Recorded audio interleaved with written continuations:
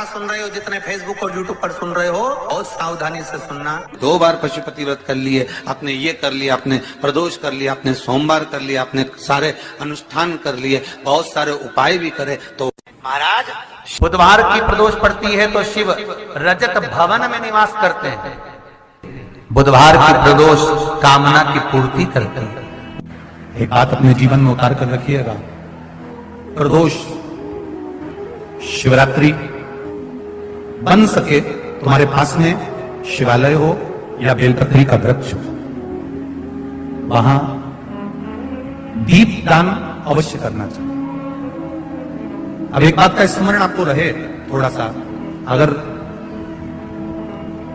किसी कामना के वश अगर हम दीप लगा रहे हैं या हमारे मन में कोई भाव उत्पन्न है और हम बाबा से कहना चाहते हैं कि बाबा मेरा ये कार्य है आप पूर्ण करिएगा, तो फिर शिव मंदिर में भी लंबी बाती का दीप आप प्रदोष या आप शिवरात्रि को बाबा से निवेदन कर लगा सकते हैं। हाँ, विशेष जब कोई एक बहुत बड़ी बात हो और आपके कार्य में कहीं अटकल हो रही हो, तो एक ही दीप में 2 बातें, शिव और शक्ति, लंबी बाती बनाई शिव और शक्ति के नाम से, 2 बाती एक साथ एक दीप में भी लगा सकते हैं। पर कब?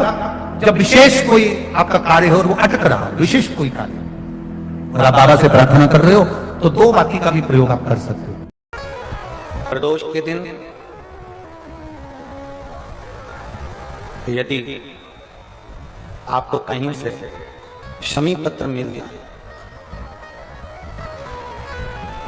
प्रदोष के दिन यदि कहीं से आपको शमी पत्र मिल जाए और प्रदोष काल में, प्रदोष का जो समय होता है, शाम का जो समय होता है प्रदोष काल, 4 प्रदोष 5 प्रदोष आप कर देखिएगा कि आपका कोई काम है, कोई नौकरी के लिए आप अप्लाई कर रहे हैं, कोई समस्या बड़ी विकट आ गई है, कोई तकलीफ बड़ा गला पकड़ रहा है, कोई तकलीफ विकट आ गई है, कोई समस्या विकट आ गई है, प्रदोष काल में अगर एक शमी पत्र भी आप घर के शिवलिंग को, अब ये करने के लिए आपको मंदिर के शिवलिंग नहीं जाना, अपने घर में जो शिवलिंग, चाहे वो स्फटिक का हो, पादप का हो, कंकर शंकर का हो, लकड़ी का हो, जो शिवलिंग तुम्हारे घर में, कांच का हो, चाहे वो नर्मदा के कंकर का हो, नर्मदेश्वर हो, पाषाण का हो, जो शिवलिंग, चांदी का हो, सोने का हो, तांबे का हो, पीतल का हो, जो शिवलिंग तुम्हारे, एक शमी पत्र यदि आप भगवान शंकर के शिवलिंग पर समर्पित कर रहे हो और उस शमी पत्र को उठाकर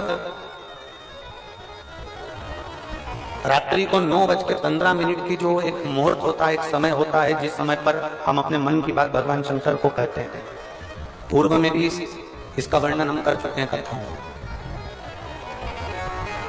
उस 9:15 पर वो शमी पत्र को उठाकर एक कागज में, एक कटोरी में उसको रख देते, 4 या 5 प्रदोष के उस शमी पत्र को अपने पास में रखिए और जिस कार्य के लिए जा रहे हो उसको जेब में ऊपर के भाग में उसको रखकर लेकर जाइए, आपका वो कार्य सफल होकर ही रहेगा, वो रुक नहीं सकता।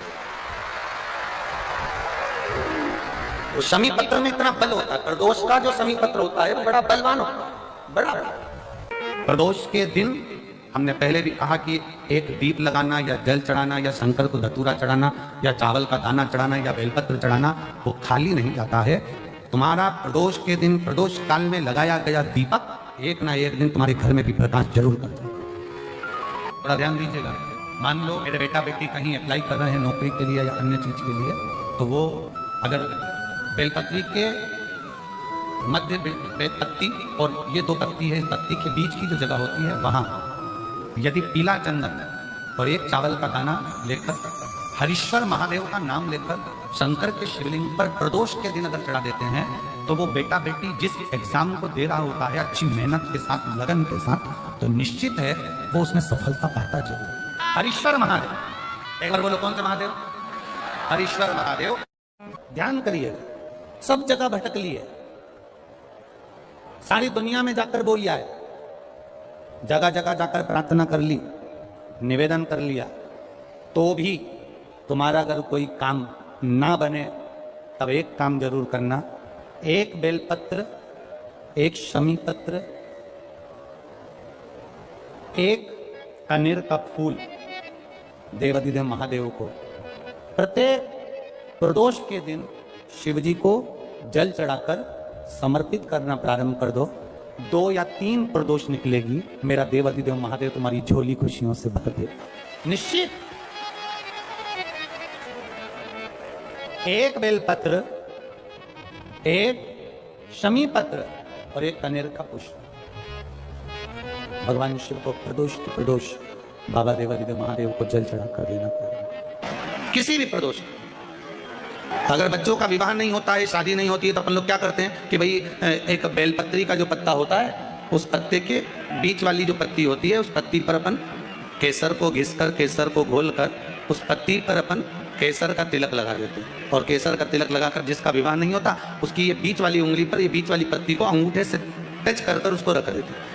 उसका नाम गोत्र बोलकर उस पत्ती को शंकर भगवान पर किसी भी प्रदोष के दिन शिव जी को समर्पित कर देते। बस इतना याद रखें कि इस पत्ती का जो मुख है वो जलाधारी की ओर होना चाहिए। जब हम चढ़ाएं उस समय पर केसर का तिलक लगाकर अंगूठे से उसको टच कर कर नाम गोत्र बोलकर, जिसका विवाह नहीं हो रहा है, शादी नहीं हो रही है, शिव जी को उसे चढ़ा दो। किसी भी प्रदोष मंदिर में आप उसको समर्पित कर सकते, किसी भी प्रदोष को किसी भी शिव मंदिर में आप समर्पित कर दीजिए। बाबा से निवेदन करिएगा, बाबा स्वीकार करेगा और विश्वास है कि 3 महीने में बाबा उसका विवाह पक्का कर ही देगा। ये पक्का है। शिव स्मरण करना। शंकर का यह अविरल त्योहार प्रदोष का व्रत क्यों आता है?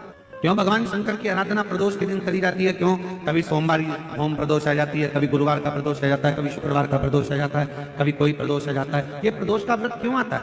उसका एक कारण है, भगवान शंकर प्रदोष का व्रत धारण कर कर फिर अगला जो दिन होता है, उस दिन मेरे शंकर भगवान अपने सारे गणों के साथ नंदी, भृंगी, श्रृंगी, नर, गंधर्व, अप्सरा, किन्नर, देवता, पशु, पक्षी जितने भी होते हैं, मेरे शिव सबके साथ बैठकर अपना महाप्रसाद ग्रहण कर।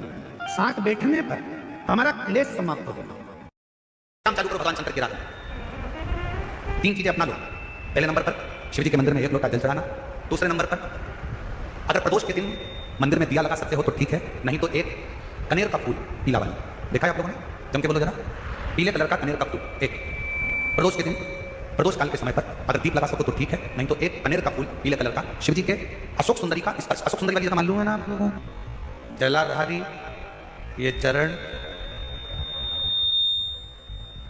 राइट में गणेश जी, लेफ्ट में कार्तिकेय जी, मध्य भाग में जो एक मोटी सी लाइन होती है वो अशोक सुंदरी का स्थान होता है। जहां पर शिवलिंग रखा हुआ है ये पार्वती जी का हस्त कमल। शिवलिंग के ऊपर जो कलश में से एक एक बूंद पानी गिरता है वो शंकर जी की 5 लड़कियां, जया, विषहरा, शामली बारी, गौतली, देव। शिव जी के 6ठे नंबर की लड़की अशोक सुंदरी मध्य भाग में। जब एक कनेर का फूल प्रदोष के दिन, प्रदोष काल में अशोक सुंदरी वाली जगह पर स्पर्श कराकर शिव जी को समर्पित करना। 3 क्रम है, अगर बन सके तो करो। पहला 1 लोटा जल चढ़ाना। दूसरे नंबर पर अगर बहुत ज्यादा तकलीफ की जिंदगी चल रही हो, बहुत कष्टमय जीवन चल रहा हो और सबने कह दिया कि तुम्हारी किस्मत में तो धक्के ही लिखे हैं, केवल आप धक्के ही खाओगे, तो एक कनेर का पुष्प प्रदोष के दिन, प्रदोष काल में अशोक सुंदरी का स्पर्श कराकर शिवलिंग पर चढ़ाओ। और बन सके प्रत्येक महीने शिवरात्रि आती है, जैसे कल शिवरात्रि है ऐसे हर महीने शिवरात्रि आती है। शिवरात्रि के दिन 1 अक्षत, मात्र 1 अक्षत, केवल 1 चावल का दाना, 1 दुर्वा के साथ शिव जी को समर्पित करना प्रारंभ करो। जिंदगी की कैसी भी तकलीफ होगी, मेरा शंकर भगवान उस तकलीफ को मिटाए।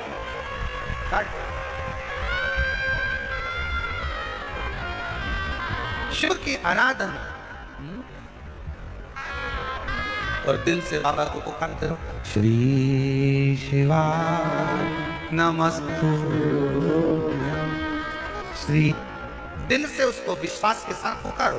पार्वती जी के भाग्य में लिखा था कि इनको जो पति मिलेगा वो नग्न वेशधारी मिलेगा, जटाजूट वाला मिलेगा, भस्म रमाने वाला मिलेगा। पर उन्होंने, पार्वती जी ने शिव जी की आराधना करना प्रारंभ करी, और जब भगवान शंकर की आराधना करना प्रारंभ करी तो भगवान शंकर ही उनको पति के रूप में मिल गए। और जब स्वयं देव महादेव हमारे भाग्य में अगर आ जाते हैं तो बाकी के भाग्य की सारी रेखाएं अपने आप सीधी हो जाती।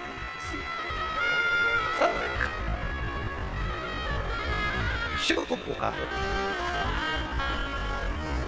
भगवान शंकर को पुकारने का प्रयास करो। महाराज,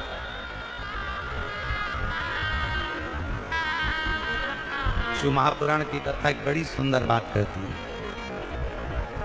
बहुत सुंदर। जिसके दिन खराब चल रहे हो ना, तुम्हें मालूम है कि तुम्हारा रिश्तेदार के दिन खराब चल रहे हैं, उसकी तकलीफ की जिंदगी चल रही है, उसको कष्ट है। हम जानते हैं कि दिल्ली वालों को इतना समय नहीं है, मुंबई वालों को इतना समय नहीं है, बड़े बड़े शहर वासियों को इतना समय नहीं है। पर शिव महापुराण की आज की बात को लेकर जाना, जिसके दिन खराब चल रहे हो, तुम्हारे रिश्तेदार, तुम्हारा कुटुंबी, मोहल्ले में किसी के दिन अगर बेकार चल रहे हो, बहुत कष्ट के दिन चल रहे हो, तो उससे कम से कम एक दिन में 2 बार जरूर मिला करो। क्यों? उसके दिन भले खराब चल रहे हैं और एक ना एक दिन मेरा बाबा उसका हाथ पकड़कर उसको उन्नति की सीढ़ी पर जरूर चला। अगर किसी के दिन खराब चल रहे हैं तो उससे 2 बार मिलो। अगर किसी का स्वास्थ्य खराब चल रहा है तो उससे 3 बार मिलो। चिंता मत करना, छोटी सी बीमारी है, ठीक हो जाओगे। चिंता मत करना, ऐसी बीमारियां तो आती रहती है, टेंशन मत लो। किडनी खराब हुई है, लीवर बेकार हुआ है, शुगर हो गई है, थायराइड हो गया, कैंसर हो गया, क्यों चिंता करते हो? 3 बार मिलो। किसी के दिन खराब चल रहे हैं तो 2 बार मिलो, किसी का स्वास्थ्य खराब है तो 3 बार मिलो। और घर में अगर बुजुर्ग माँ बाप हैं और उनके प्राण छूटने का समय है तो शिव पुराण की कथा कहती है उनकी सेवा में 24 घंटे लग जाए। शिवलिंग का निर्माण करते हैं, जिसके घर में वंश नहीं बढ़ता, 20 साल, 25 साल, 15 साल, 12 साल हो गए हों और जिसके घर में बच्चा ना हुआ हो, हम उनसे भी निवेदन करेंगे कि प्रत्येक प्रदोष, प्रत्येक शिवरात्रि, हर महीने प्रदोष आती है, हर महीने शिवरात्रि आती है, प्रत्येक शिवरात्रि, प्रत्येक प्रदोष को आप मिट्टी के अंदर मक्खन या गाय का दूध या गाय का घी, देसी गाय का मिलाकर शिवलिंग बनाकर उसकी पूजन करना प्रारंभ करें। 1 साल पूरा नहीं होगा, भले 20 साल हो गए होंगे, पर आपका गर्भ जरूर फेरेगा, ये निश्चित। भले 20 साल हो गए, 22 साल हो गए, 25 साल हो गए, डॉक्टर ने मना कर दिया नहीं होगा, फिर भी आप बाबा पर भरोसा, बोल बम का नारा है, आप विश्वास के साथ शिव की आराधना करें। गाय, देसी गौ माता का दूध, मक्खन, घी, ये हमारे मिट्टी के अंदर मिलाकर जब हम शिवलिंग का निर्माण करते हैं तो हमारा वंश बढ़ता है। दूसरा, भस्म। दूसरी चीज क्या है? जम के बोलो जरा पीछे वाले भी, और जितने आसपास के जितने 5 पंडालों में जो बैठे हैं, जो अलग से पंडाल लगाए गए हैं उनमें भी जो भरे बैठे हैं, इधर के पंडालों में पीछे वाले, और जितने लोग रोड पर बैठे हैं, जितनी दुकानों के अंदर बैठे, जरा सावधानी से सुनना। ये पार्थेश्वर शिवलिंग का था, आपको बाद में नहीं मिल पाएगी, बड़े ध्यान से सुनना। ये अपनी जिंदगी बनाने के लिए माँ पीताम्बरा ने अपने धाम में करवाई है, अपने जीवन को कृतार्थ कार्य का दिल से सुन लो। पहले नंबर पर है मिट्टी में मिलाया गया मक्खन, घी या दूध। दूसरे नंबर पर है, जम के बोलो जल्दी से, भस्म। ये दूसरे नंबर पर भस्म का प्रयोग, शिवलिंग का जब निर्माण करे, पार्थिव शिवलिंग जब बनाए, मिट्टी में थोड़ी सी भस्म जरूर मिला। भस्म किस चीज के लिए होती है? भस्म किसके लिए धारण कराई जाती है? तो महाराज, शिव महापुराण की कथा कहती है, जब शरीर में कोई बड़ी बीमारी आने वाली होती है, आप एक साधारण सा प्रयोग कर देखिएगा अपने जीवन में। एक साधारण सा प्रयोग, जब आपको लगे कि डॉक्टर ने बोला है कि कोई बड़ी बीमारी का चांस बन रहा है, कोई बड़ी बीमारी होने वाली है, आप शिवलिंग, ये जलाधारी, ये जहां से जल बहता है, गणेश जी का स्थान, कार्तिकेय जी का स्थान, बीच में एक मोटी सी लाइन अशोक सुंदरी, शिवलिंग जो शिवलिंग रखा है जो जलाधारी है, कि कोई बड़ी बीमारी ना निकल जाए। अल्ट्रासाउंड करा रहे हैं, एक्सरे करा रहे हैं, उससे पहले घर में अगर थोड़ी सी भस्म रखी है, उस भस्म को जब आप जल चढ़ाने के लिए शिव जी के मंदिर में जाओ, हॉस्पिटल में दिखाने के लिए जांच कराने जाओ, उससे पहले एक काम जरूर करना, शंकर भगवान का जहां शिवलिंग रखा है उस शिवलिंग के पास में भस्म का लेपन कर कर देवादिदेव महादेव पर एक लोटा जल समर्पित कर कर उसी भस्म को अपने कलेजे पर, अपने हृदय पर लगाकर देवादिदेव महादेव का पंचाक्षर मंत्र नमः शिवाय, षडाक्षर मंत्र ओम नमः शिवाय या श्री शिवाय नमस्तुभ्यम बोलकर फिर आप जांच के लिए चले जाओ। कोई बड़ी बीमारी तुम्हारी जिंदगी में निकल ही नहीं सकती। भस्म भस्म का काम किया, हमारे रोग को, हमारी बीमारी को, हमारे आने वाले जो रोग हैं, जो बीमारी है, जो तकलीफ है, उसको समाप्त करती है भस्म का।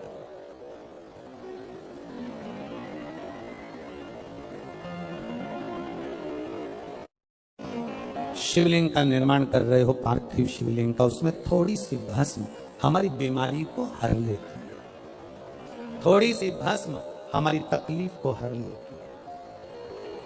भस्म का शिव के शरीर से, भगवान देवादिदेव महादेव के तन से लगी हुई भस्म साधारण नहीं है। भस्म को चढ़ाने वाला भी साधारण नहीं होता और भस्म को लेने वाला भी साधारण नहीं होता। पार्थिव शिवलिंग का निर्माण करते समय दो चीजें ध्यान से अवश्य मिलाएं। पहला माखन, घी, दूध, दूसरा भस्म,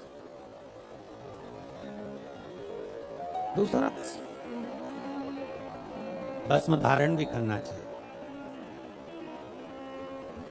भगवान ने कहा जब प्रदोष काल हो, शाम का समय हो, उस समय पर बेलपत्री, पीपल और आंवले के नीचे लक्ष्मी तो कुछ देर के लिए विराजमान हो जाना। जो तेरे इन वृक्षों के नीचे शाम को दीप लगाने आए उसके घर तो पीछे पीछे चली जाना। बस इतनी कृपा कर देना। बुधवार की प्रदोष पड़ती है, उस प्रदोष पर, प्रदोष काल में अगर एक आधी चम्मच भी गौ माता का दूध मिल जाए, एक छोटी सी कटोरी में सीधे हाथ में दूध और उल्टे हाथ में दूध, जल का पात्र या उसी पात्र के ऊपर दूध का पात्र रखकर हाथ में लेकर जो शंकर के शिवालय में देहली पर खड़ा होकर शंकर से अपनी कामना कर कर शंकर के मंदिर में जाकर दूध अशोक सुंदरी वाली जगह पर चढ़ाकर जल शंकर के शिवलिंग पर जो समर्पित